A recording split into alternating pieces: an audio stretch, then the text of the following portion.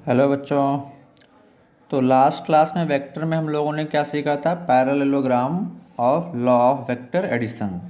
That means अगर दो vector theta angle पे एक्ट कर रहे हैं तो उनका मैग्नीट्यूड निकालना हम लोगों ने सीखा था और डायरेक्शन निकालना हम लोगों ने सीखा था। थोड़ा सा क्विक रिवीजन करते हैं हम लोग। जैसे मान लेते हैं ये एक वेक्टर है, यहाँ पे सॉरी ये 90 डिग्री पे आ गई बट कोई बात नहीं। ये एक वेक्टर है A, this is vector B. Okay, दोनों सपोज दोनों के बीच एंगल थीटा है, दोनों एक्ट कर रहे हैं, ये हमारा रिजल्टेंट वेक्टर है। ओके, तो हम लोगों ने यहाँ पे क्या सीखा था कि resultant vector R magnitude is equal to क्या था हमारा? अंडर रूट ए square plus B square plus 2ab cos theta. Okay, और डायरेक्शन क्या था? हम लोगों ने डायरेक्शन निकालना भी सीखा था, tan अल्फा, यानी कि वेक्टर ए के डायरेक्शन से ये रिजल्टेंट वेक्टर कितना एंगल बना रहा है उसको हम लोग क्या कहते हैं? डायरेक्शन कहते हैं। ठीक है, तो tan अल्फा हम लोगों ने कितना निकाला था? ये हम लोग निकाला था b साइन थीटा। फार्मूला सभी को याद होना चाहिए भाई, a plus B cos theta. ये हम लोगों ने सीखा था दो फार्मूले कि अगर दो वेक्टर थीटा डिग्री पे लग रहे हैं तो उनका हम लोग रिजल्टेंट कैसे निकालें और डायरेक्शन कैसे निकालें।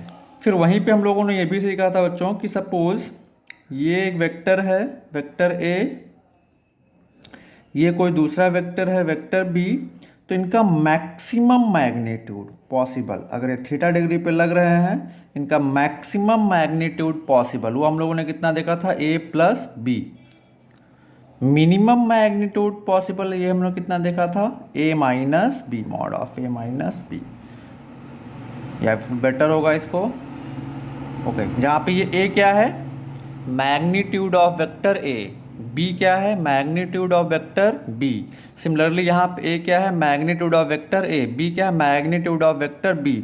मॉड यहाँ पे हमने इसलिए लगाया है ताकि सपोज अगर बी का मैग्नीट्यूड बड़ा है तो ये क्वांटिटी नेगेटिव आ जाएगी, उसको पॉजिटिव करने के लिए हमने ये मॉड लगाया है। ओके, ये हम लोगों ने सीखा था। और यहीं पे हम लोगों ने ये भी सीखा था कि जो मैग्नीट्यूड होगा आर वो किसके किसके बीच लाई करेगा? या तो a प्लस बी से छोटा होगा, या तो उसके बराबर होगा, या तो फिर a माइनस बी से बड़ा होगा, या फिर उसके बराबर होगा। ओके,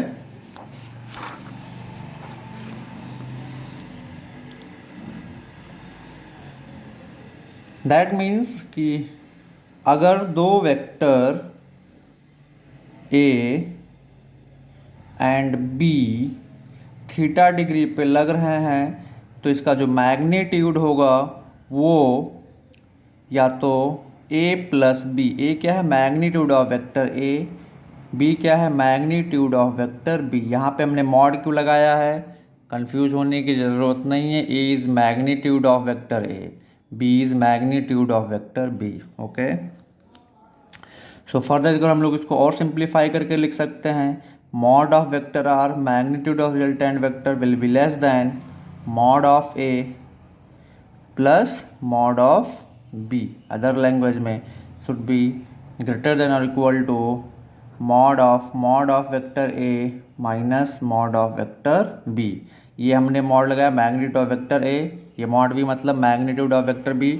बाहर हमने मॉड इसलिए लगाया कि सपोज बी का मैग्नीट्यूड ए से ज़्यादा हो गया तो क्वांटिटी निगेटिव हो जाएगी, इसीलिए हमने क्या कर दिया है यहाँ पे मॉड लगा दिया ताकि पॉजिटिव क्वांटिटी मिल सके। क्योंकि फाइनली वेक्टर में होता क्या है कि डायरेक्शन होता है और मैग्नीट्यूड होता है, मैग्नीट्यूड निगेटिव नहीं होता है। ओके,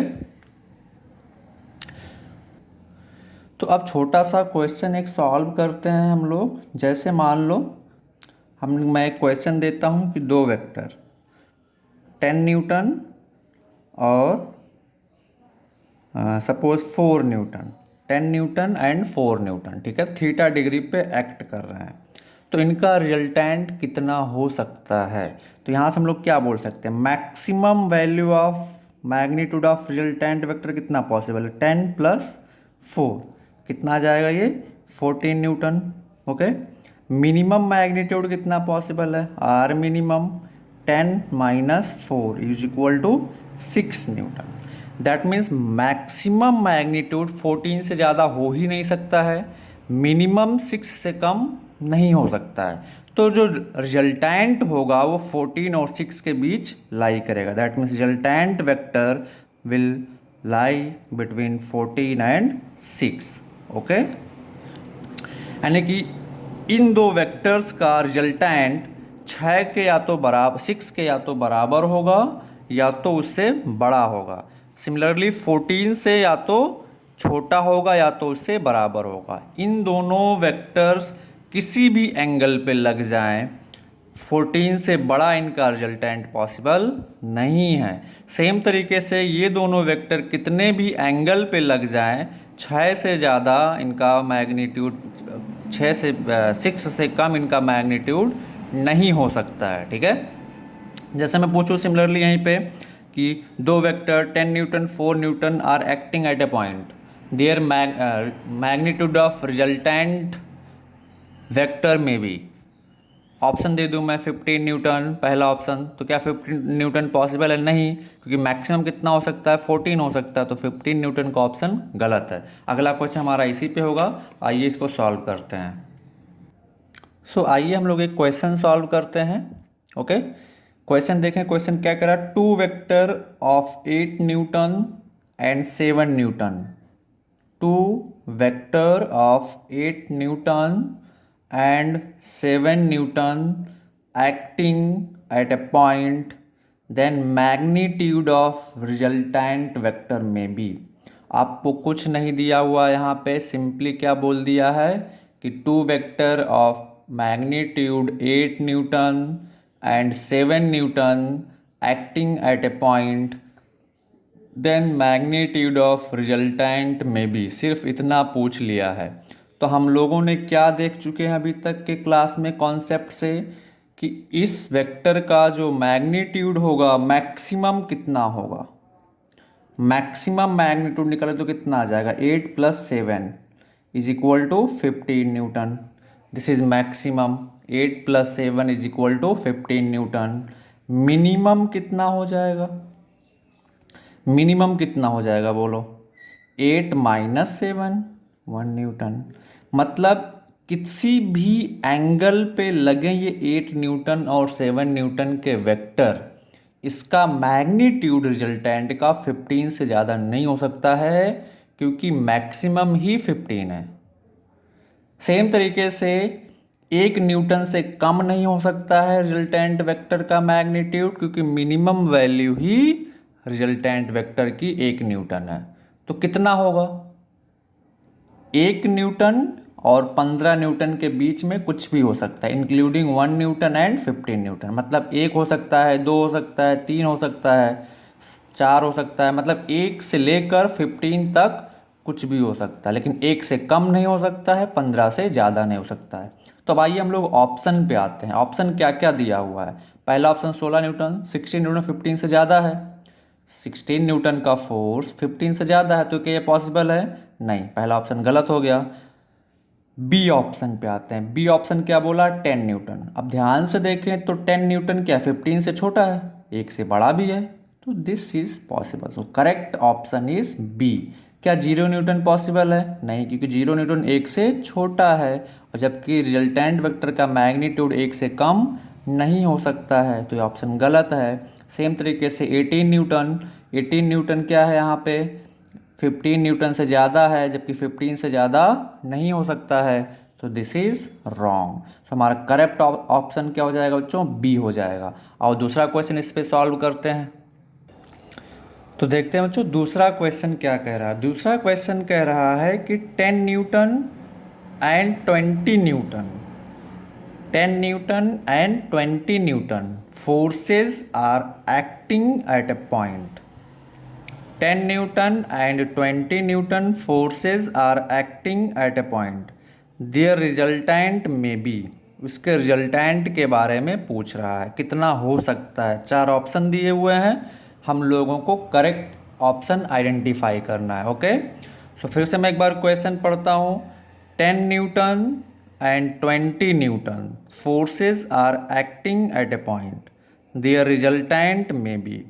ओके, कितना हो सकता है ये निकालना है। तो आप बताएं मैक्सिमम वैल्यू कितना होगा रिजल्टेंट का? अगर हम इसको सॉल्व करें तो मैक्सिमम वैल्यू कितना हो सकता है रिजल्टेंट वेक्टर का, 10 newton plus 20 newton, 10 plus 20 is equal to 30, is equal to 30। Minimum कितना हो जाएगा, 20 माइनस 10, हमने यही सीखा था, माइनस भी तो 10, that means maximum 30 minimum 10।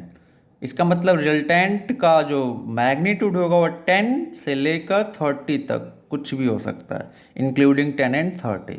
That means 30 से बड़ा नहीं हो सकता है रिजल्टेंट वेक्टर का मैग्नीट्यूड, और 10 से कम नहीं हो सकता। तो भाई ये खोजते इसमें से कि कौन सा वैल्यू 10 से बड़ा है या 10 के बराबर है, और कौन सा वैल्यू 30 से कम है या उसके बराबर। 8 न्यूटन, पहला ऑप्शन पे आते हैं, 8 न्यूटन। 8 न्यूटन लेस देन 10 है, 10 से छोटा हो नहीं सकता है, तो ये ऑप्शन गलत हो गया हमारा। बी पे आते हैं, बी 6 न्यूटन है, 6 न्यूटन भी 10 से छोटा है, तो ये हो नहीं सकता है, ये भी गलत हो गया। सी ऑप्शन, सी ऑप्शन क्या है, 11 है। अब ध्यान से देखें तो 11 10 से बड़ा है, 30 से छोटा है, तो ये पॉसिबल है, तो ये ऑप्शन हमारा करेक्ट हो जाएगा। डी ऑप्शन पे आते हैं, डी ऑप्शन कितना दिया हुआ, 5 न्यूटन। 5 न्यूटन क्या हो सकता है, 5 न्यूटन 10 से कम है, जबकि 10 से कम नहीं हो सकता है, तो ये हमारा क्या हो जाएगा, रॉन्ग हो जाएगा। अब हम लोग बच्चों नेक्स्ट कॉन्सेप्ट पे भी जंप करते हैं, बहुत ही इंटरेस्टिंग कॉन्सेप्ट है, काफ़ी अच्छा है, आपको अच्छे से समझ में आएगा। सो नेक्स्ट कॉन्सेप्ट हमारा क्या कहता है, देखते हैं। ये क्या कह रहा, कहता है कि इफ़ 3 वेक्टर्स, हम लोगों को सीखना है, if suppose 3 vector, if 3 vector magnitude, 3 vectors magnitude is given, हम लोगों को 3 वेक्टर्स के मैग्नीट्यूड दिया हुआ है, देन कंडीशन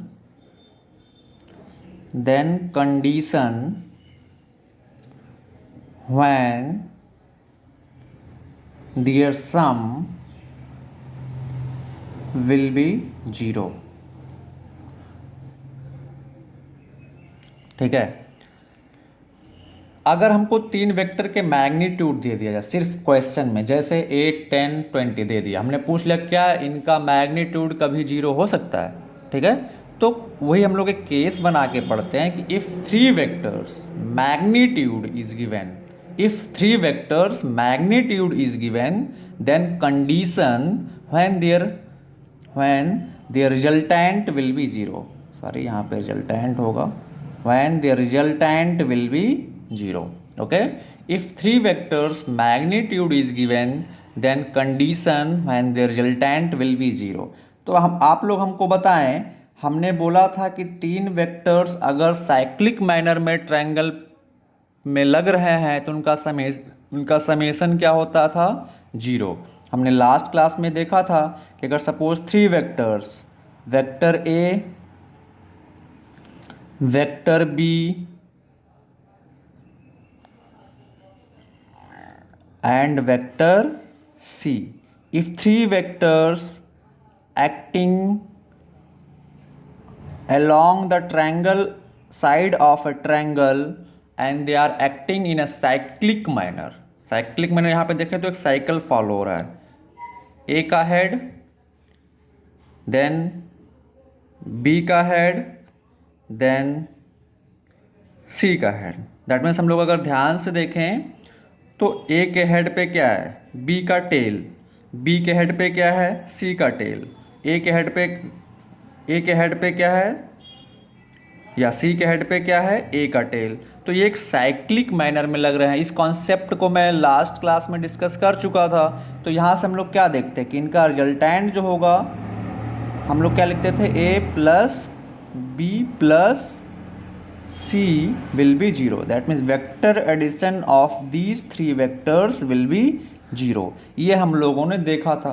तो इसी को हम लोग थोड़ा सा और एडवांस लेवल पे देखते हैं और क्वेश्चन को सॉल्व करने के लिए। तो अगर हम लोग ध्यान से देखें, 3 वेक्टर्स का मैग्नीट्यूड अगर दिया हुआ है तो उनका वेक्टर एडिशन तभी 0 हो सकता है जब वे ट्रायंगल लॉ को फॉलो करेंगे। ओके, ट्रायंगल लॉ को फॉलो करेंगे। सो लिखें यहाँ पे हम लोग डेफिनेशन लिखते हैं सबसे पहले। ओके, तो resultant of three vectors may be zero if they will follow triangle law. ठीक है, अगर तीन वेक्टर्स के मैग्नीट्यूड दे दिए जाएं, ठीक है, और अगर वो ट्रायंगल लॉ को फॉलो कर रहे हैं तो उनका तीनों का जो रिजल्टेंट है वो जीरो हो सकता है। अब वो डिपेंड करेगा वो कितने एंगल पे लग रहे हैं। ठीक है, बट अगर तीन वेक्टर्स के मैग्नीट्यूड दिए हुए हैं और वो ट्रायंगल लॉ को फॉलो नहीं कर रहे हैं तो उनका मैग्नीट्यूड रिजल्टेंट वेक्टर का मैग्नीट्यूड जीरो पॉसिबल नहीं है। आइए हम लोग समझते हैं इसको थोड़ा और अच्छे से। तो अब देखते हैं ट्रायंगल लॉ में, अगर आप लोगों ने ठीक से पढ़ा होगा एट्थ में या आई थिंक 7th स्टैंडर्ड या 8th स्टैंडर्ड में, तो ट्रायंगल की प्रॉपर्टीज़ तुम लोगों ने पढ़ी होगी। मान लेते हैं कोई ट्रायंगल है ए बी सी, ये साइड हो गया ए, ये साइड हो गया बी, ये साइड हो गया सी। जब हम लोग वेक्टर को रिप्रेजेंट करते हैं तो क्या करते हैं, ये जो साइड है ट्रायंगल का वो क्या बताता है, मैग्नीट्यूड ऑफ वेक्टर ए। ये साइड ऑफ बी क्या बताता है, magnitude of vector B. Side C क्या बताता था, मैग्नीट्यूड ऑफ वेक्टर सी। तो ट्रायंगल की प्रॉपर्टीज में तुम लोगों ने क्या पढ़ा है कि addition of two side, addition of two side, ये पढ़ा होगा तुम लोगों ने मैथ्स में। Two side must be greater than third side, third side must be greater than third side. ठीक है, must be greater than third, addition of two side must be greater than third side. ठीक है, ये तुम लोगों ने पढ़ा होगा। तो अब ध्यान से देखें हम लोग यहाँ पे, तो हम लोग क्या लिख सकते हैं इस ट्रायंगल की कि a plus b, a plus b must be greater than c. Same तरीके से हम लोग क्या लिख सकते हैं, b plus c must be greater than a and a plus c must be greater than b। यानी कि a और b को ऐड करें तो c से बड़ा होना चाहिए। सिमिलरली b और c को ऐड करें तो a से बड़ा होना चाहिए। सिमिलरली c और a को ऐड करें तो b से बड़ा होना चाहिए। किन्हीं भी दो ट्रायंगल के साइड का सम तीसरी साइड से क्या होता है, बड़ा होता है। तो हम लोग यहाँ पे पढ़ क्या रहे हैं, वेक्टर पढ़ रहे हैं बच्चों। क्या पढ़ रहे हैं, वेक्टर। तो अगर हम लोग वेक्टर के लिए देखें, मान लेते हैं वेक्टर ऐसे लग रहा है, उनके बीच एंगल जीरो है। दिस इज वेक्टर ए, ये मैग्नीट्यूड वेक्टर ए का रिप्रेजेंट करेगा साइड, और इसको मान लेते हैं ए। दूसरा वेक्टर ऐसे लग रहा है, वेक्टर बी, ये हमारा क्या रिप्रेजेंट कर रहा है, वेक्टर मैग्नीट्यूड ऑफ बी। तो ए प्लस बी दोनों का डायरेक्शन सेम है, तो हम लोग जब सी वेक्टर निकालेंगे रिजल्टेंट तो क्या करेंगे, सिंपली उनके मैग्नीट्यूड को ऐड कर लेंगे, C is equal to A plus B, और उसका मैग्नीट्यूड कितना आ जाएगा, this will be magnitude, this will be magnitude. ये हमारा ये क्या हो जाएगा, मैग्नीट्यूड हो जाएगा। और इसको हम लोग क्या लिख देंगे, ए प्लस बी, इसको क्या लिख देंगे, ए प्लस बी, यानी कि C is equal to A plus B. तो in case of vector equality sign भी होल्ड करेगी। दैट मीन्स अगर A plus B should be greater than और इक्वल टू सी, ठीक है, B plus C should be greater than और equal to A and A plus C should be greater than और equal to B. अगर ये condition satisfied है तो वो ट्रायंगल लॉ को फॉलो कर रहा है। ठीक है, ट्रायंगल लॉ को वो फॉलो कर रहा है और उन तीनों वेक्टर का एडिशन जीरो हो सकता है, अदरवाइज जीरो नहीं हो सकता है। आइए हम लोग क्वेश्चन करते हैं, क्वेश्चन से समझ में आएगा। एक बार मैं इस कॉन्सेप्ट को फिर से एक्सप्लेन करता हूँ ताकि आप लोगों को ठीक से समझ में आए। तो देखें क्या है कि अगर तीन वेक्टर्स के मैग्नीट्यूड दिए हों, if three vectors magnitude is given, then condition when the resultant may be zero, sorry will be नहीं, may be zero, may be zero. ठीक है, कंडीशन में the resultant may be zero. तो तीन vector अगर triangle के side के along लग रहे हैं, ठीक है, और वो एक साइक्लिक मैनर में लग रहे हैं, तो हम लोगों ने लास्ट क्लास में क्या पढ़ा था, vector a plus B plus c is equal to zero, यानी कि resultant of three vectors may be zero if they will follow triangle law. ठीक है, ट्रायंगल लॉ हम लोगों ने लास्ट क्लास में पढ़ ही लिया था। अब ट्रायंगल लॉ क्या था इसको हम लोगों को देखना है, ठीक है। ट्रायंगल लॉ क्या था, तो हम लोग तो ट्रायंगल की प्रॉपर्टीज देखें। हम लोगों को सभी को ट्रायंगल की प्रॉपर्टीज पता है कि सपोज ये कोई ट्रायंगल है, this side is a, this side is b and this side is सी।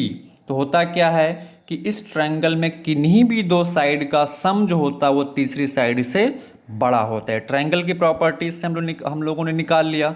लेकिन वेक्टर के केस में क्या होता है कि दो वेक्टर अगर सपोज सेम डायरेक्शन में लग रहा है तो जो रिजल्टेंट वेक्टर होगा वो दोनों के मैग्नीट्यूड के एडिशन के बराबर होता है। दैट मीन्स इक्वलिटी साइन भी होल्ड करेगी।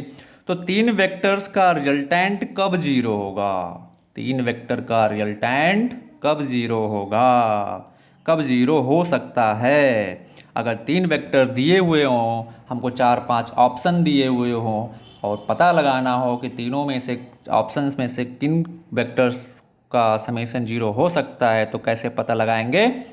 तो उन जो भी ऑप्शंस दिए हुए हैं वेक्टर के मैग्नीट्यूड का, सभी क्या फॉलो करने चाहिए बच्चों, triangle law of vector addition. और triangle law of vector addition follow करने के लिए क्या जरूरी है, sum of magnitude of two must be greater than और equal to third vector. Okay, अब इस पे क्वेश्चन करते हैं तो और अच्छे से समझ में आएगा। तो यहाँ पे बच्चों देखिए क्वेश्चन है, काफ़ी सिंपल क्वेश्चन है, 4 ऑप्शन दिए हुए हैं। क्वेश्चन क्या है कि which of the set given below में represent the magnitude of 3 vectors adding to 0। Question आप नोट करें, मैं बोल रहा हूँ, क्वेश्चन लिखने की ज़रूरत नहीं, मैंने यहाँ पे लिखा नहीं है तो मैं इसको बोल रहा हूँ, आप लोग नोट करें।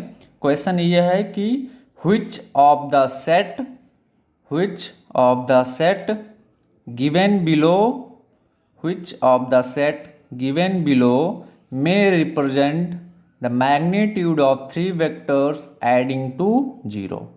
which, फिर से एक बार क्वेश्चन सुने, which of the set given below may represent the magnitude of 3 vectors adding to 0। Okay, तो देखते हैं, पहला ऑप्शन हम लोग चेक करते हैं। तो हमने क्या बताया था कि कब जीरो होगा, तीन वेक्टर्स के मैग्नीट्यूड अगर दिए हुए हैं तो उनका वेक्टर एडिशन कब जीरो हो सकता है, जब वो ट्रायंगल लॉ को फॉलो करें। और ट्रायंगल लॉ में हमने क्या बताया था कि sum of any two side must be greater than और इक्वल टू थर्ड साइड। तो हम लोग देखते हैं इसमें क्या दिया हुआ, 2, 4, 8। तो अगर हम लोग इसको ऐड करें 2 + 4, तो 2 + 4 क्या होना चाहिए, ग्रेटर देन 8 होना चाहिए, बट यहाँ पे तो क्या लेस देन 8 है। 2 + 4 क्या होना चाहिए, ट्रायंगल लॉ की प्रॉपर्टी के हिसाब से 2 + 4 क्या होना चाहिए, ग्रेटर देन 8 होना चाहिए, क्योंकि sum of two side a + b should be greater than equal to third side. तो यहाँ पे 4 + 2 कितना आ जाएगा, 6, 6 should be less, 6 is less than 8, 6 is less than 8, जबकि होना क्या चाहिए था, 6 ग्रेटर देन 8 होना चाहिए था। तो ऑप्शन ए ट्रायंगल लॉ को फॉलो नहीं कर रहा है, तो ये ऑप्शन हमारा क्या है, गलत है। सेम तरीके से ऑप्शन बी पे आते हैं। ऑप्शन बी क्या कह रहा है, 4, 88 एंड 16। तो यहाँ पे भी सम ऑफ एनी टू साइड 4 + 8 देखते हैं। तो 4 + 8 क्या होना चाहिए, 16 से बड़ा होना चाहिए, बट यहाँ पे 16 से छोटा है, तो ऑप्शन यहीं पे रॉन्ग हो जाएगा, ये भी करेक्ट नहीं है। अब यहाँ पे कुछ बच्चों के मन में डाउट आ रहा है कि सर 8 + 16 तो 4 से बड़ा है ना, ऑब्वियसली बड़ा है, या 16 + 4 8 से तो बड़ा है ना, हाँ ऑब्वियसली बड़ा है। तो हमने क्या बोला था कि sum of any two side, sum of any two side must be greater than third side. तो यहाँ पे 16 + 8 4 से बड़ा है, ठीक है, गुड। 16 + 4 8 से भी बड़ा है, ठीक है। तो 8 + 4 भी 16 से बड़ा होना चाहिए था, समझ पा रहे हो, इसका और इसका एडिशन 16 से बड़ा होना चाहिए था, बट यहाँ पे बड़ा नहीं है, छोटा है, स्मॉलर है, तो ये ट्रायंगल लॉ को फॉलो नहीं कर रहा है, तो ऑप्शन क्या हो जाएगा, गलत हो जाएगा। अब option this option is c. Option c पे आते हैं। ऑप्शन सी क्या कह रहा है, 1, 2, 1। ओके, तो देखते हैं 1 + 2, इन दोनों को ऐड करते हैं तो कितना आएगा, 3, that is greater then 1, third side से बड़ा है। सेम तरीके से आप किन्हीं भी दो को ऐड करें, 2 1 को ले लें या 1 1 को ले लें, तो ये 2 के बराबर आ जाएगा। यानी कि यहाँ पे सम ऑफ, इस ऑप्शन में sum of any two side is greater than और इक्वल टू थर्ड साइड। तो ये हमारा ऑप्शन क्या हो जाएगा, करेक्ट हो जाएगा। तो हमको करेक्ट ऑप्शन मिल गया, तो इसको चेक करने की ज़रूरत नहीं है। या आप इसको भी चेक करेंगे तो ये भी गलत आएगा, क्योंकि 0.5 + 1 2 से बड़ा होना चाहिए, बट 0.5 + 1 कितना आएगा, 1.5, जो कि 2 से छोटा है। तो ये ऑप्शन भी हमारा क्या हो जाएगा, गलत हो जाएगा। चलो नेक्स्ट क्वेश्चन तुम लोग, मैं वीडियो को पॉज करूंगा, तुम लोग खुद सॉल्व करोगे, ठीक है। क्वेश्चन लिखे हैं, which of the set given below may represent the magnitude of 3 vectors adding to 0। इनमें से किन वेक्टर्स का एडिशन 0 होगा, ठीक है। आप लोगों को बताना है, तो अब मैं वीडियो पॉज कर रहा हूँ, आप लोग इसको सॉल्व करें, ठीक है। ये तुम लोगों का होमवर्क है। मैं करेक्ट ऑप्शन बता दूँ, correct option is A. Okay, so बच्चों एक छोटा सा काफ़ी अच्छा सा एग्जाम्पल लेते हैं। हम लोगों ने रिजल्टेंट निकालना पिछले क्लास में सीखा था, उसी को थोड़ा सा और अच्छे क्वेश्चंस पे लेके जाते हैं। सो क्वेश्चन आप लोग, मैं स्क्रीन पॉज करने की ज़रूरत नहीं, अब मैं बोल रहा हूँ, आप लोग लिखें ऐसे ही। देखिए क्वेश्चन क्या कह रहा है, sum of magnitude of two forces, sum of magnitude of two forces acting at a point is 16 Newton. The resultant of these forces is perpendicular to the smaller force and has magnitude 8 Newton. If the smaller force is of magnitude x, then calculate the value of x. तो दो forces के magnitude का सम कितना है, 16 newton. तो हम लोग क्या एज्यूम करते हैं कि suppose forces are x and y. एक फोर्स को हमने एक्स मान लिया, एक्स यहाँ पे दिया हुआ भी है कि एक स्मॉलर फोर्स का मैग्नीट्यूड कितना है एक्स, और दूसरा फोर्स कितना है वाई। तो पहला इक्वेशन क्या बन जाएगा, x + y = 16, पहला इक्वेशन। क्योंकि क्या कह रहा है, sum of magnitude of two forces is 16 newton. तो हमने एक का मैग्नीट्यूड x माना, दूसरे का magnitude y, and x is smaller than y। तो x + y का समेशन कितना हो जाएगा, 16 newton according to the question. आगे क्या कह रहा है, रिजल्टेंट ऑफ दीज फोर्सेज, यानी कि x और y का जो रिजल्टेंट है that is perpendicular to smaller force and has magnitude 8 Newton। That means जो इन दोनों का रिजल्टेंट है वो स्मॉलर फोर्स x के परपेंडिकुलर है और उसका मैग्नीट्यूड कितना है, 8 न्यूटन। तो आप लोग ध्यान से देखें, ट्रायंगल लॉ हम लोग अगर बनाएं तो ये हमारा क्या हो जाएगा, मान लेते हैं वेक्टर x, ठीक है। अब इन जो रिजल्टेंट वेक्टर है वो क्या है, वो इस x के परपेंडिकुलर है, ऐसे परपेंडिकुलर है। इसको हम लोग r मान लेते हैं, vector r, this is 90 degree. तो अब आप लोग बताएं कि y वेक्टर कहाँ से जाएगा, कहाँ से जाएगा। ऐसे हम लोग कनेक्ट कर देते हैं y वेक्टर को, this will B y, this will B y। और अगर हम लोग ध्यान से देखें तो x + y = r, r x के परपेंडिकुलर है, कंडीशन सेटिस्फाइड है।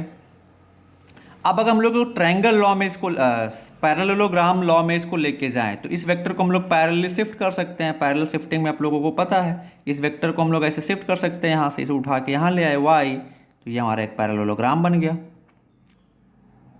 बोलो पैरेललोग्राम बन गया ना, this side is equal to this side, this side is equal to this side. तो अगर पैरेललोग्राम में क्या था कि अगर हम लोग दो वेक्टर्स को उसके एडजेसेंट साइड से रिप्लेस करें तो जो रिजल्टेंट होता है वो कहाँ से जाता है, उन दोनों को इंटरसेक्शन पॉइंट वाले डायगोनल से पास होता है। तो ये एक वेक्टर हो गया x, ये दूसरा वेक्टर y, ये हमारा रिजल्टेंट हो गया। और ये रिजल्टेंट x के कैसा है, परपेंडिकुलर भी है। ओके, तो अब अगर हम लोग ध्यान से देखें ट्रायंगल लॉ को ये फॉलो भी कर रहा है, दैट मीन्स हमने सब कुछ सही किया हुआ है। अब अगर हम लोग ध्यान से देखें तो ये कितना दिया हुआ है इसका मैग्नीट्यूड, मतलब ये साइड कितना हो जाएगा, 8 दिया हुआ है, ठीक है। तो अब जब ये एक राइट एंगल ट्रायंगल है, ये कितना है x और ये कितना है y, तो इस राइट एंगल ट्रायंगल में हम लोग क्या लिख सकते हैं, बोलो। वाई स्क्वायर पाइथागोरस अप्लाई कर दे तो वाई स्क्वायर इक्वल टू क्या आ जाएगा, एक्स स्क्वायर प्लस 8 स्क्वायर मतलब 16, ये लिख सकता हूँ मैं, ठीक है। या ये कितना आ जाएगा, y square minus x square is equal to 64। तो आ गया हमारा y square minus x square is equal to 64। अब यहाँ पे हम लोग क्या लगा सकते हैं, यहाँ पे हम लोग सकते हैं वाई प्लस एक्स और y minus x is equal to 64 mathematics से। और फर्स्ट इक्वेशन से y plus x sum of magnitude कितना दिया होता है 16, तो इसकी जगह पे मैं 16 लिख देता हूँ। तो आ जाएगा 16 y minus x is equal to 64। तो y minus x is equal to क्या आ जाएगा, 64/16 यानी कि 4। Okay, equation number second. First equation क्या दिया हुआ था, x plus y is equal to 16, दोनों को ऐड कर दो तो ये माइनस प्लस खत्म, ये 2y इज इक्वल टू कितना आ जाएगा 20। सो y इज इक्वल टू कितना आ जाएगा 10, तो x इज इक्वल टू कितना आ जाएगा 6। ये हमको निकालना था x का वैल्यू। Okay, so easy. चलें अगला क्वेश्चन हम लोग सॉल्व करते हैं। नेक्स्ट क्वेश्चन क्या है, if a is equal to b plus c, if a is equal to b plus c and magnitude of A, B, C are 5, 4, 3 unit respectively, then calculate angle between A and C। तो A कितना दिया हुआ है 5, B कितना दिया हुआ है 4, C कितना दिया हुआ है 3। तो अगर हम लोग ध्यान से देखें 5, 4, 3, तो हम लोग यहाँ से क्या लिख सकते हैं, 5 square is equal to 4 square plus 3 square. That means Pythagoras theorem follow कर रहा है। दैट मीन्स दो वेक्टर क्या कहते हैं, यहाँ पे दो वेक्टर के बीच एंगल कितना है 90 डिग्री है। और अगर हम लोग ध्यान से देखें तो एक किससे रिप्रेजेंट होगा, हाइपोटेनियस से, और इन दोनों में से एक बेस और एक परपेंडिकुलर होगा। ठीक है, सब कुछ क्लियर है, मैथ से बिल्कुल कोई डाउट नहीं होना चाहिए किसी को। अगर डाउट है तो आप लोग मुझसे पूछ सकते हैं। ठीक है, तो अब आइए देखते हैं। हमको ट्रायंगल लॉ इस तरीके से बनाना है कि ए जो है वो रिजल्टेंट वेक्टर हो किसका, बी और सी का, और ए का मैग्नीट्यूड कितना होगा 5। तो ध्यान से देखें, मान लेते हैं ये हमारा हो गया ए, ठीक है, ये हमारा क्या हो गया ए। और ध्यान से देखें ये हाइपोटेनियस है, तो दैट मीन्स 4 और 3, बी और सी के बीच एंगल कितना है 90 डिग्री। तो बी और सी के बीच एक 90 डिग्री का एंगल बना दो। ओके ओके ओके, तो ये कितना आ जाएगा वेक्टर बी, तो ये हमारा क्या आ जाएगा रिजल्टेंट। ये ट्रायंगल लॉ की प्रॉपर्टी से आ गया वेक्टर सी। यहाँ से हम लोग क्या ले सकते हैं, vector c is equal to, oh sorry sorry sorry sorry, इसको मान लेते हैं वेक्टर बी, इसको मान लेते हैं सी। तो ये हमारा क्या हो जाएगा वेक्टर ए। तो यहाँ से हम लोग क्या ले सकते हैं, vector b plus vector c is equal to vector a. अब देखिए ये कितना दिया हुआ है, ये दिया हुआ 4, ये कितना दिया हुआ 3, ये कितना दिया हुआ 5। हमको क्या निकालना था, एंगल बिटवीन ए एंड सी। तो एंगल तुम लोगों को पता है, दो वेक्टर्स के हेड के बीच का एंगल होता है, या तो फिर दोनों वेक्टर के टेल ज्वाइन होने चाहिए। तो यहाँ पे हेड ज्वाइन है तो यही एंगल होगा। इस एंगल को हम लोग क्या मान लेते हैं, थीटा। क्या मान लेते हैं बच्चों, थीटा। क्या मान लेते हैं, थीटा। तो यहाँ से क्या आ जाएगा, हमको क्या निकालना है एंगल। तो हमको ध्यान से देखिए इसमें हम लोग क्या लिख सकते हैं, cos theta is equal to मैं क्या लिख सकता हूँ, बेस बाय हाइपोटेनियस 3/5। तो ये हमारा एंगल हो जाएगा। अब इसको एक आप लोग ऐसे भी कर सकते हैं, 4 और 3 वेक्टर परपेंडिकुलर हैं, तो जब पैरेललोग्राम लॉ यहाँ पे अप्लाई करेंगे तो ये हमारा क्या हो जाएगा वेक्टर बी। वेक्टर बी किसके, सी के परपेंडिकुलर है, तो ये पैरेललोग्राम से जब रिप्लेस करेंगे तो ये स्क्वायर बन जाएगा। This is vector c. दोनों के बीच एंगल कितना 90 डिग्री। अब अगर हम लोग ध्यान से देखें तो वेक्टर ए ऐसे जाएगा, this will B vector A, जो इन दोनों का रिजल्टेंट है। किसके किसके बीच निकालना है बोलो जल्दी से, किसके किसके बीच निकालना है। इसको पैरेललोग्राम में कन्वर्ट करें, ठीक से यहाँ पे बना नहीं, आप लोग कन्वर्ट कर लेंगे। तो किसके किसके बीच एंगल निकालना है, ये है 5, ये है 3, ए और सी के बीच। तो ए का टेल, सी का टेल, दिस एंगल थीटा। तो ये हमारा एक राइट एंगल ट्रायंगल है स्क्वायर की प्रॉपर्टी से। तो यहाँ पे हम लोग cos theta is equal to क्या लिख सकते हैं, 3/5। हम लोग ऐसे भी निकाल सकते हैं। ओके, तो अभी हम लोगों ने एडिशन ऑफ वेक्टर पढ़ लिया। अब हम लोग पढ़ते हैं subtraction of vector. Subtraction of vector, vector को सब्ट्रैक्ट कैसे करते हैं। एडिशन हम लोगों ने पढ़ा, पैरेललोग्राम पढ़ा, उसके अंदर कुछ क्वेश्चंस भी सॉल्व किए। तो अभी हम लोग क्या पढ़ते हैं, सब्ट्रैक्शन ऑफ वेक्टर, दो वेक्टर को कैसे सब्ट्रैक्ट करते हैं। तो सब्ट्रैक्शन कुछ नहीं है, एडिशन का रिवर्स प्रोसेस होता है। मैथ्स में हम सभी लोग पढ़े हुए हैं what is subtraction. Subtraction is the reverse process of addition. That means suppose this is vector a, this is vector b, और हम लोगों को क्या निकालना है, वेक्टर ए माइनस बी निकालना है, ऐड, इनको सब्ट्रैक्ट करना है। तो कुछ नहीं करना है, वेक्टर, अब ध्यान से देखें यहाँ से, वेक्टर ए माइनस वेक्टर बी को मैं क्या लिख सकता हूँ, vector a plus of minus vector b. Minus vector b क्या है, वेक्टर, एक वेक्टर जिसका डायरेक्शन बी के अपोजिट है, बस कुछ नहीं है, बी के डायरेक्शन के अपोजिट है, मैग्नीट्यूड सेम है, तो ये सिंपल एडिशन ही हो गया। There is no concept of subtraction, ये बिल्कुल एडिशन ही हो गया। कर क्या देना है, बी के डायरेक्शन को रिवर्स कर देना है। तो हम लोग कैसे ऐड करेंगे इसको, अब लोग दो वेक्टर का एडिशन तुम लोग निकालना चाहते हो, यहाँ पे माइनस बी का मतलब क्या है, वेक्टर, इस वेक्टर का डायरेक्शन बी के अपोजिट होगा, बाकी मैग्नीट्यूड सेम रहेगा, ठीक है। तो देखते हैं, सबसे पहले हम लोग क्या ड्रॉ करेंगे, वेक्टर ए। अब वेक्टर ए के हेड से क्या स्टार्ट करेंगे, माइनस वेक्टर बी का टेल। तो अगर वेक्टर बी, ध्यान से देखें, वेक्टर बी इधर की तरफ है, तो माइनस वेक्टर बी का डायरेक्शन किधर की तरफ होगा, इसके opposite, this will be minus vector b. तो आप यहाँ से सेम डायरेक्शन में माइनस वेक्टर बी ड्रॉ करें, so this will be minus vector b, ठीक है।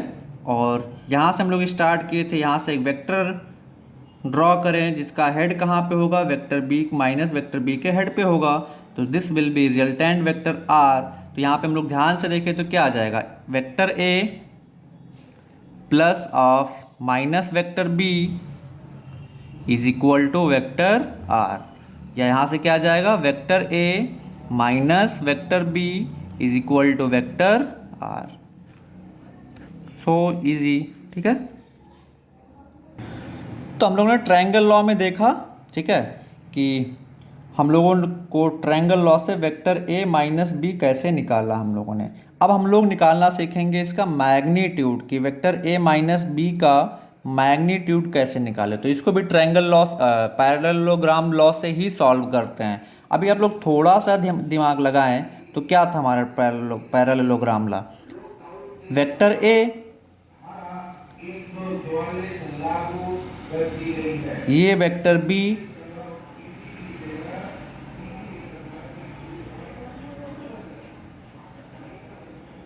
ठीक है। मैं पैरेललोग्राम लॉ यहाँ पे अप्लाई करने जा रहा हूँ, ये हमारा हो गया वेक्टर आर।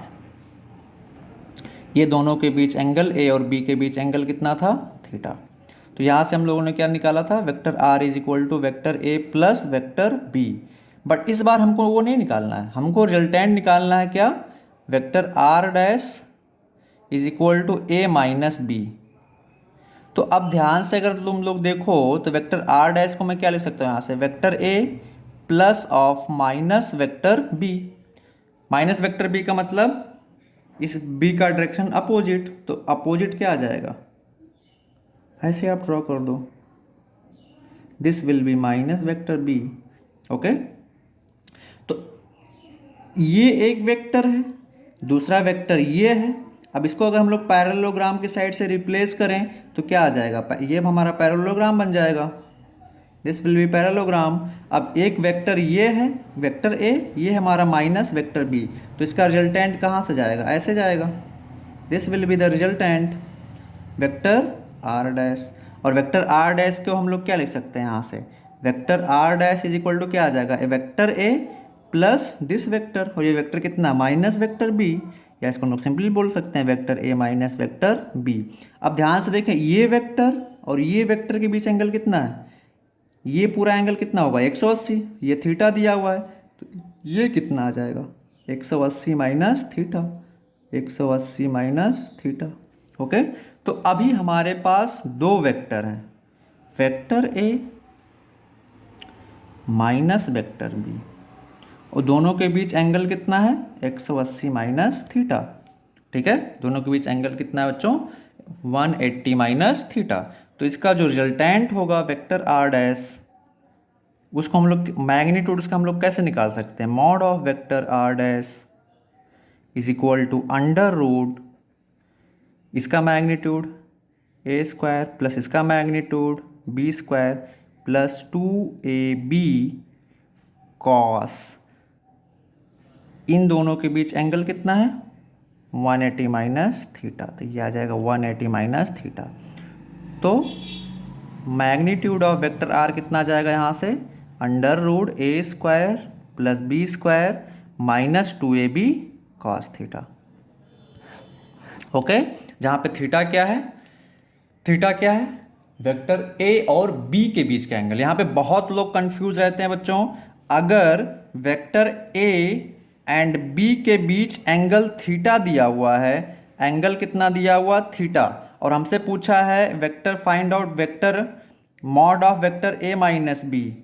ओके, तो हम लोग क्या लिखेंगे, that will be equal to A square plus B square minus 2ab cos theta. अगर ए और बी के बीच एंगल दिया हुआ है तो हम लोग क्या लिखेंगे, A square plus B square minus 2ab cos theta. यहाँ पे बहुत बच्चों के मन में बहुत सारा डाउट रहता है, ठीक है। लेकिन सपोज अगर vector a and minus vector b के बीच ही एंगल दे दिया हो, जैसे ये वेक्टर ए था हमारा, ये हमारा क्या था माइनस ऑफ वेक्टर बी, इसके बीच का एंगल को हमने मान लिया बीटा। तो ये तो सिंपल दो वेक्टर ही है ना, माइनस साइन से कोई मतलब थोड़ा है, वो तो सिर्फ डायरेक्शन बता रहा था ना हमारा। तो दो वेक्टर ए और वेक्टर बी माइनस बी, इनके बीच एंगल बीटा, तो इनका रिजल्टेंट कितना आ जाएगा vector are dash is equal to mod of A minus b is equal to under root A square plus B square plus 2ab cos beta. So theta और beta में confuse नहीं होंगे बच्चों। एक क्वेश्चन करते हैं तो आप लोगों को बहुत अच्छे से समझ में आएगा। मान लेते हैं कि मैग्नीट्यूड ऑफ वेक्टर ए कितना है, suppose 4 newton, magnitude of vector b कितना है, सपोज 3 न्यूटन, ठीक है। और angle between a and b कितना दिया हुआ है, सपोज 60 डिग्री। तो हमको पहला क्या निकालना है, mod of A plus b, magnitude of A plus B, और दूसरा क्या निकालना है, mod of A minus b. Okay, तो इसको हम लोग दो तरीके से कर सकते हैं। Mod of A plus b निकालना तो ए और बी के बीच का एंगल पता होना चाहिए, mod of A minus b निकालना तो वेक्टर ए और माइनस वेक्टर बी के बीच एंगल पता होना चाहिए। तो सबसे पहले ए निकालते हैं, तो ये तो काफ़ी ईजी है। Mod of A plus B, mod of A plus B कितना आ जाएगा, अंडर रूट ए square plus B square plus 2ab cos theta. तो कितना आ जाएगा, ए का वैल्यू कितना 4 square plus 3 square plus 2 into 4 into 3 cos 60। यहाँ से हमारा क्या निकल जाएगा, ए और बी का magnitude mod of A plus b. अब बच्चे यहाँ पे बहुत सारे बच्चे गलती क्या करते हैं, mod of A minus b जब निकालना होता है तो हमको किसके किसके बीच एंगल चाहिए, ए और माइनस वेक्टर बी के बीच। वो एंगल कैसे निकालेंगे, ध्यान से देखें तो ये एंगल कितना दिया हुआ है, वेक्टर ए मान लेते हैं, ये हमारा है वेक्टर बी, दोनों के बीच एंगल कितना है 60 डिग्री। तो माइनस वेक्टर बी किधर की तरफ होगा, इधर की तरफ होगा। तो आप बताएं ए और माइनस वेक्टर बी के बीच एंगल कितना आ जाएगा, 180 माइनस 60 यानी कि 120 डिग्री। तो आप लोग दो फार्मूला इसको निकाल A minus mod of A minus B निकालने के लिए यूज कर सकते हैं। पहला A square plus B square minus 2ab cos 60। जब हमने यहाँ पे माइनस लगा दिया तो ए और बी के बीच एंगल लोगे, ठीक है। और अगर हम लोग माइनस नहीं लगाते हैं, इस तरीके से करते हैं, तो हम लोग क्या करेंगे, ए स्क्वायर प्लस बी स्क्वायर, ए क्या है, ए का मैग्नीट्यूड, बी क्या है, सॉरी बी क्या है माइनस बी का magnitude plus 2a into b into cos. अब यहाँ पे हमने प्लस लगाया, जिसमें सिंपली दो वेक्टर को ऐड कर रहा हूँ, तो यहाँ पे कौन सा एंगल लेंगे, वेक्टर ए और माइनस वेक्टर बी के बीच का एंगल, क्योंकि ये जो 60 डिग्री दिया हुआ है ये ए और बी के बीच का दिया हुआ है, ए और माइनस बी के बीच का नहीं दिया हुआ है। तो ए और माइनस बी के बीच एंगल कितना हो जाएगा, 120 हमने निकाला है, तो यहाँ पे हम लोग क्या लिखेंगे 120। तो ये बच्चों के मन में बहुत सारा कन्फ्यूजन रहता है, तो इसको ठीक से सॉल्व करेंगे, कन्फ्यूज नहीं होंगे। अब देखें यहाँ पे एक -2ab cos 60 लिख दिया है, यहाँ पे +2ab cos 120, cos 120 की वैल्यू कितनी होती है -1/2, तो फाइनली वही आंसर आएगा। चलो देखें क्या दिया हुआ, mod of a is equal to 10, mod of b is equal to 10, angle between a and b 60 degree. तब हमको क्या निकालना है, mod of a minus B. तो अब बताएं mod of a minus b क्या लिख सकते हैं हम लोग, √a² plus b² minus 2ab cos theta. जहाँ पे थीटा कौन सा एंगल बताया, अगर यहाँ पे हमने माइनस लिखा है तो थीटा कौन सा एंगल है, ए और बी के बीच का एंगल। क्या है, ए और बी के बीच का एंगल। यहाँ पे मैंने ऐसे लिखा होता a² plus b² plus 2ab cos theta, तो प्लस होता, इसका मतलब किसके किसके बीच का एंगल, वेक्टर ए और माइनस वेक्टर बी के बीच का एंगल। तो ए और बी के बीच अगर 60 डिग्री दिया हुआ तो ए और माइनस बी के बीच कितना आ जाएगा, 180 माइनस 60 120। ठीक है, तो मैंने यहाँ पे माइनस लिख दिया है, तो ये कौन सा एंगल हम लोग लेंगे, ए और बी के बीच वाला एंगल। तो कितना आ जाएगा, √a² means 10² plus b² means 8² minus 2 into 10 into 8 into cos 60 का वैल्यू कितना आ जाएगा, हाफ। तो ये 2 से 2 खत्म हो जाएगा, कितना आ जाएगा, √164 माइनस 80। ये हमारा आंसर हो जाएगा। Okay, next question. सपोज दिया हुआ आपको mod a is equal to 4, mod b is equal to 3 and angle between vector a and minus vector b is 60 degree.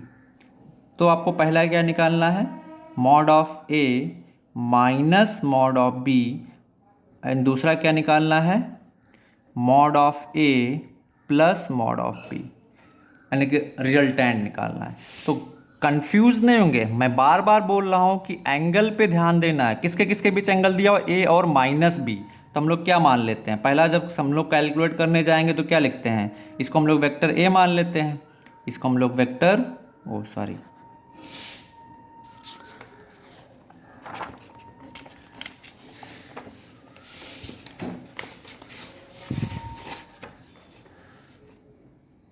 Okay. तो हम लोग क्या करते हैं, अगर हम लोग ध्यान से देखें तो हम लोग इसको क्या मान लेते हैं, वेक्टर a, और इसको हम लोग क्या मान लेते हैं, minus vector b, just assume.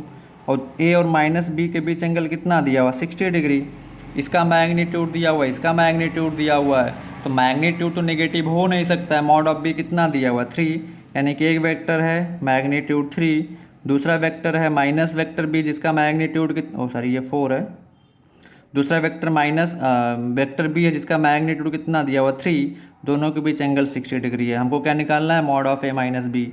तो mod of a minus B कितना आ जाएगा, √a² plus b² plus 2ab cos theta. जहाँ पे ये थीटा किसके किसके बीच का एंगल है, वेक्टर a और माइनस वेक्टर b के बीच का एंगल है। ध्यान रखें यहाँ पे a माइनस बी है, यहाँ पे a माइनस बी है, तो थीटा किसके किसके बीच का एंगल है, vector a minus vector b के बीच का एंगल है। तो कितना आ जाएगा, a² 4² plus 3² plus 2 into 4 into 3 into cos 60। ठीक है, काफ़ी ईजी है। दूसरा हम लोगों को क्या निकालना था, दूसरा हम लोगों को क्या निकालना था, mod of a plus b। तो सबसे पहले क्या पता होना चाहिए, a और b के बीच का एंगल। तो अगर हम लोग ध्यान से देखें, ये हमारा वेक्टर a था, ये हमारा माइनस वेक्टर b था, दोनों के बीच का एंगल कितना, 60 डिग्री। तो a और b के बीच का एंगल कितना आ जाएगा, 120 डिग्री। ये पूरा 180 डिग्री होगा ये पूरा। तो ये हो जाएगा हमारा वेक्टर b। वेक्टर b का मतलब क्या, माइनस b के अपोजिट। तो a और b के बीच एंगल कितना आ जाएगा, 120 डिग्री। तो mod of a plus b कितना आ जाएगा, √a² plus b² plus 2ab cos theta. यहाँ पे थीटा किसके किसके बीच एंगल है, a और b के बीच। यहाँ और यहाँ में थोड़ा सा ही मिस्टेक करते हैं बच्चे। ए माइनस बी दिया हो, दैट मीन्स ये थीटा किसके किसके बीच का एंगल है, ए और माइनस बी के बीच का एंगल है। यहाँ पे ए प्लस बी लिखा हुआ है, दैट मीन्स ये थीटा किसके किसके बीच का एंगल है, ए और बी के बीच का एंगल है। तो ए और बी के बीच का एंगल कितना आया था, 120 डिग्री। तो हम लोग लिख सकते हैं यहाँ से A square means 4 square plus 3 square plus 2 into 4 into 3 into cos 120। So easy. Okay, आते हैं हम लोग नेक्स्ट क्वेश्चन पे। ठीक है, नेक्स्ट क्वेश्चन क्या कह रहा है, mod of A plus b is equal to mod of A minus vector b.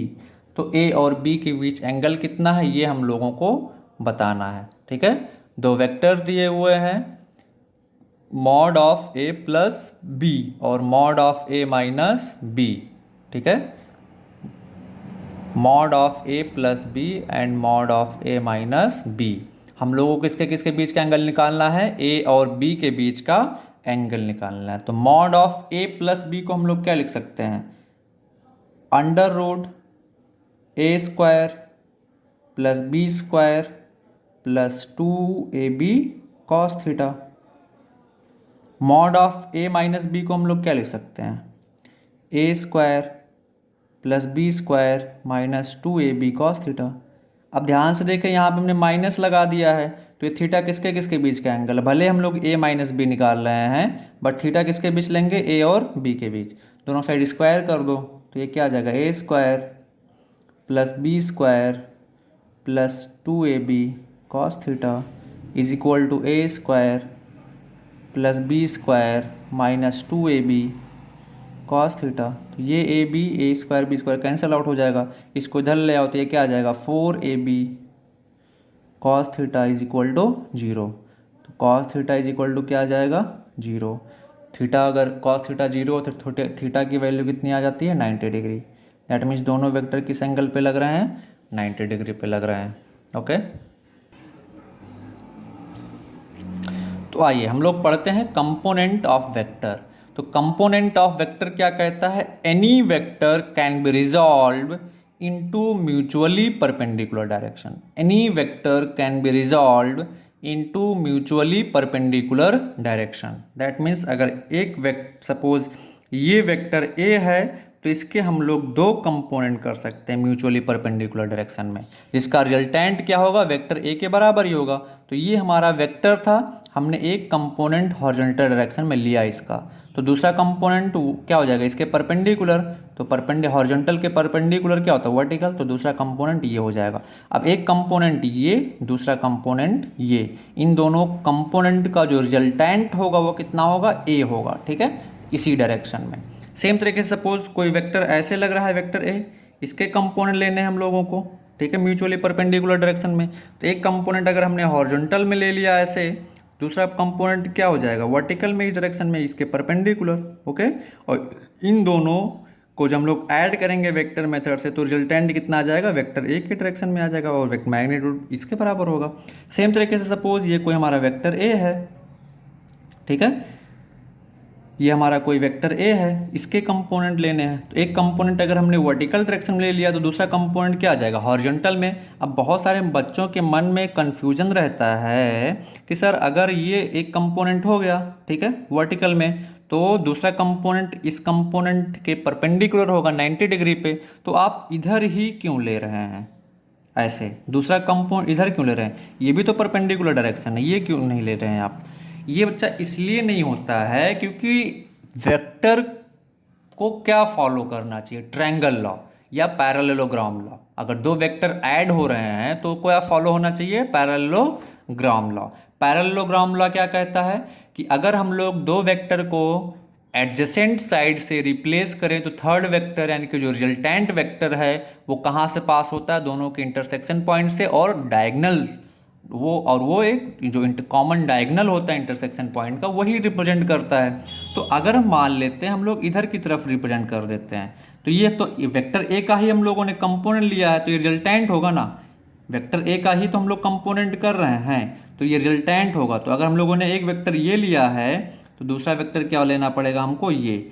अब अगर हम लोग पैरेललोग्राम बनाए यहाँ पे, तो बेसिकली 90 डिग्री पे लग रहे हैं, इसलिए स्क्वायर बनेगा, तो ये एक ये हो जाएगा, दूसरा ये हो जाएगा, एक एडजेसेंट साइड ये हो गया, ठीक है, दूसरा एडजेसेंट साइड ये हो जाएगा, और इनके डायगोनल का ये जो डायगोनल है ये क्या बन जाएगा हमारा, इन दोनों का रिजल्टेंट। ओके,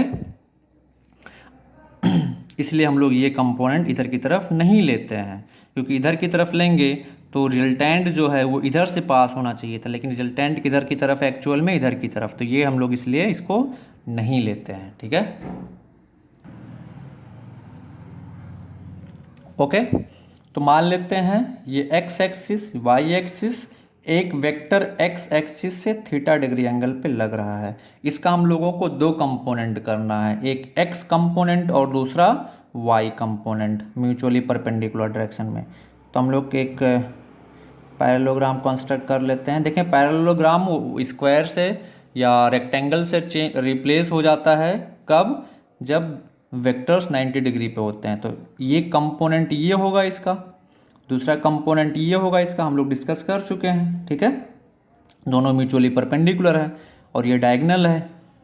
ठीक है, तो ये क्या रिप्रेजेंट कर रहा है, रिजल्टेंट वेक्टर, ये एंगल थीटा है। अब हम लोगों ने डायगोनल क्या पढ़ा था, इसको हम लोग मान लेते हैं बी, इसको मान लेते हैं डी। तो हम लोगों ने इस रेक्टेंगल में या जो भी पैरेललोग्राम होता है तो आमने सामने की साइड क्या होती हैं, बराबर होती हैं। तो ये ओ डी किसके बराबर होगा, ए बी के बराबर होगा, और ये ए डी किसके, ओ बी किसके बराबर होगा, ए डी के बराबर होगा, ओ डी किसके बराबर होगा, ए बी के बराबर होगा। ठीक है, तो इस वेक्टर को हम लोग ये वेक्टर भी तो मान सकते हैं, मैग्नीट्यूड भी सेम, डायरेक्शन भी सेम। तो अगर ध्यान से देखें इस ट्रायंगल में, ट्रायंगल ए ओ बी में सिर्फ मैग्नीट्यूड की बात करते हैं। ओ बी हो जाएगा हमारा एक्स कंपोनेंट, ओ डी हो जाएगा हमारा Y component. Cos theta is equal to मैं क्या लिख सकता हूँ, बोलो, cos theta is equal to मैं क्या लिख सकता हूँ, O B by O A. O B क्या है, A X, X component of this vector, O A क्या है, मैग्नीट्यूड ऑफ वेक्टर ए, तो ए लिख देता हूँ। तो ए एक्स इज इक्वल टू क्या आ जाएगा, ए कॉस थीटा। ध्यान रखें ये मैग्नीट्यूड है। ठीक है, सेम तरीके से sine theta is equal to मैं क्या लिख सकता हूँ, a b by O a. A B क्या है, ए बी वेक्टर क्या है, ए वाई है, मैग्नीट्यूड इसका, तो ए वाई। ओ ए क्या है, वेक्टर ए का मैग्नीट्यूड, तो ए लिख सकता हूँ। तो यहाँ से ए वाई इज इक्वल टू क्या आ जाएगा, ए साइन थीटा। समझ पा रहे हो, यानी कि ये जो वेक्टर था इसको हमने दो पार्ट में ब्रेक कर दिया वेक्टर ए को।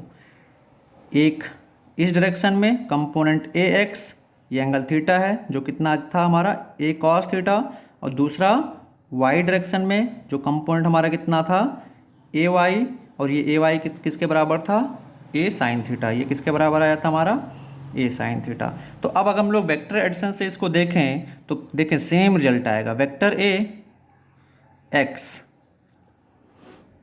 वेक्टर ए वाई दोनों म्यूचुअली परपेंडिकुलर हैं, and this is vector A.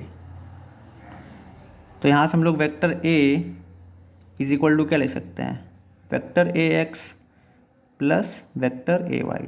Mod of vector a कितना आ जाएगा, तो इसको हम लोग नेक्स्ट क्लास में पढ़ेंगे। अब मैं एक असाइनमेंट दूंगा तुम लोगों को, up to parallelogram in triangle of vector addition तक का, उस असाइनमेंट को आप लोगों को सॉल्व करके मुझे सॉल्यूशन भेजना है। Okay, thank you, next class में मिलते हैं। नेक्स्ट क्लास है सैटरडे को 12:30 to 2 PM। Okay, thank you.